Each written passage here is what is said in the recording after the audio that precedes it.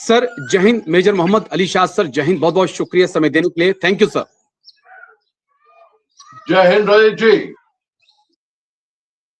Thank you sir. Assam rifle को लेकर एक बड़ी खबर आई है, तो मैंने उसके ऊपर आपके साथ बातचीत करनी थी, लेकिन आज मैं कुछ एक बड़ा चेंज आपके अंदर देख रहा हूं, तो मैं पहले वो समझना चाहूंगा कि असम राइफल का एकोमोडेशन कार्ड तो आपके पास था, लेकिन आज कुछ अलग भी दिखाई पड़ रहा है आपकी ड्रेस के ऊपर।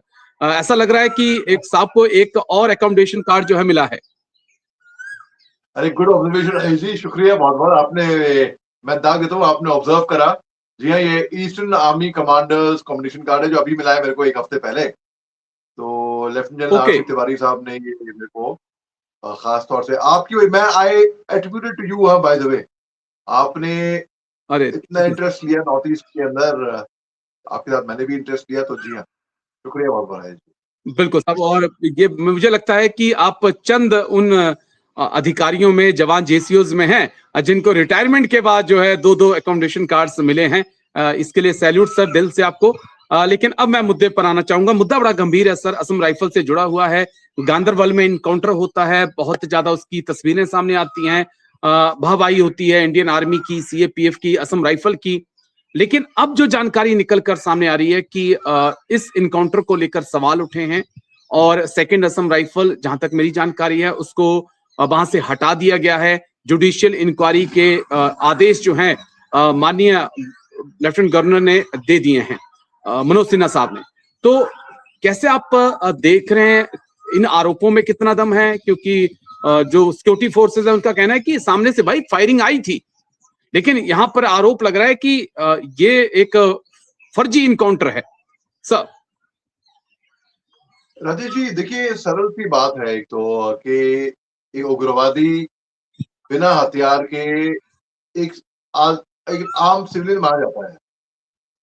और जी जम्मू कश्मीर में आपने भी ऑपरेट कर रखा है, मैंने भी ऑपरेट कर रखा है, हमने नॉर्थ ईस्ट के अंदर भी ऑपरेट कर रखा है।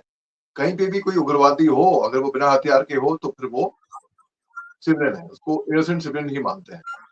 और अगर मेरे ऊपर, हमारे फौजी का क्या आदेश है कि आप बिल्कुल। पहले फायर नहीं खोलोगे, पहले सामने से फायरिंग आएगी तभी आप खोलोगे। और जब मेरे को ये आदेश जी मिला, I was only 23 year old, मैं यंग लेफ्टिनेंट साहब था, तो ये आदेश मिला कि आप कभी भी, ये आपका पर्सनल हथियार AK-47, आप पहले फायरिंग नहीं खोलोगे, पहले जब फायरिंग आगे से आ रही तब आप खोलोगे। मैं सर, जब मैं मर जाऊंगा, जब पहले मेरे पे फायरिंग आएगी, तो मेरी डेड बॉडी क्या खोलेगी फायर उस पर? बिल्कुल। आपने हथियार क्यों दिया हमको? With authority come responsibility, right? And जी विद रिस्पॉन्सिबिलिटी कम अथॉरिटी। और इसका मतलब ये थोड़ी है कि अगर आपने हथियार दे दिया है तो फिर मैं किसी को भी, दुकानदार को, सिविलियन को, कहीं पे भी गोली मारता फिरूंगा, ये बात भी नहीं है।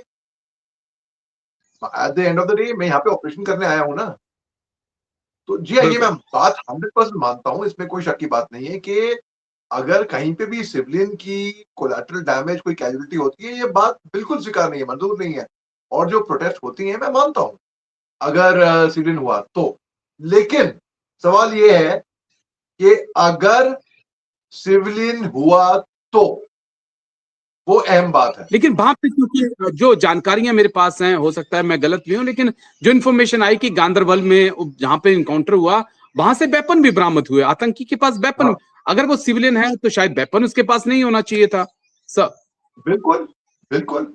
तो वही आपने बिल्कुल सही फरमाया, यही इन्फॉर्मेशन मेरे पास भी आई है बाय द वे। तो देखिए, एक बिना हथियार के आतंकवादी सिविलियन हुआ, और एक सिविलियन बिल्कुल हथियार के साथ क्या कर रहा है भैया? एक बिल्कुल। सिविलियन, आप सिविलियन क्यों ना हो, गैर कानूनी सामान है हथियार, लाइसेंस वेपन तो है नहीं आपके पास, वो एक सिविलियन हथियार के साथ उग्रवादी है।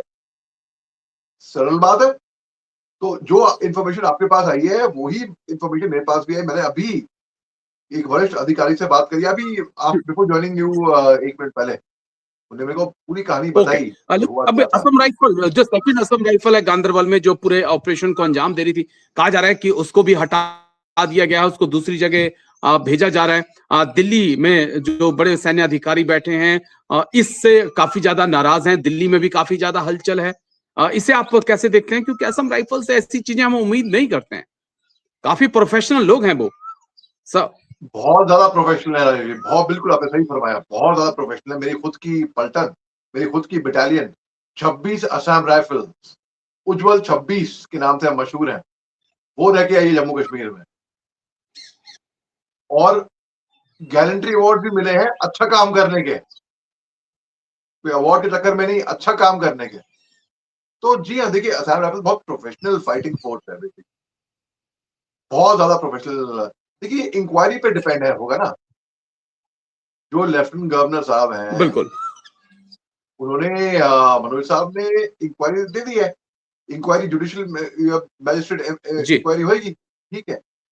अब इंक्वायरी पे डिपेंड करता है क्या निकल कर आ रहा है। अगर इंक्वायरी में ये निकल कर आया, लेकिन बस एक मेरा आखिरी सवाल है, ज्यादा लंबा वीडियो मैं खींचूंगा नहीं।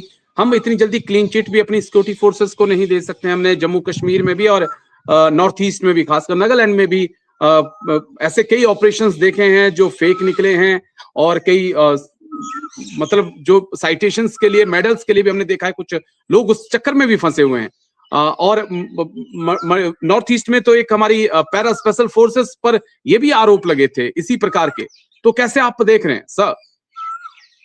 राजेश जी, मैं आपके फेयरनेस की और आपके न्यूट्रल तरीके की और आपकी फेयर करेक्ट उसूलों पे जो जर्नलिज्म है आपकी, उसकी मैं वाकई में दिल से दाग देता हूं कि आप ये नहीं देखते, कोई पक्ष नहीं लेते हैं आप किसी का भी, आप बहुत ही फेयर, जिसको जो एक जर्नलिस्ट से उम्मीद होती है, और यही चीज अगर हमारे देश के जितने भी जर्नलिस्ट हैं वो जागे, वो सीख लें, तो कि बात ही क्या है, बात ही कुछ और है।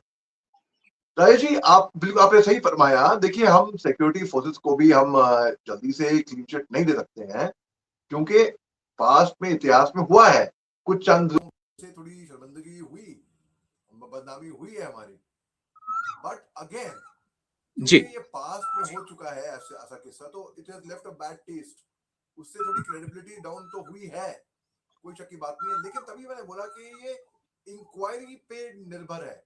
इंक्वायरी अगर सिक्योरिटी फोर्सेस को क्लीन चिट दे दे, और वो इंक्वायरी ऐसे नहीं सोचेगी मेरे मन मर्जी के मुताबिक, वो चिट्टा पट्टा एक एक चीज निकालेगी, मालूम करेगी, हिस्ट्री, ज्योग्राफी, डेमोग्राफी, टोपोग्राफी सब कुछ मालूम करेगी, साइकोलॉजी सब कुछ, तब जाकर एक नतीजे पे पहुंचेगी।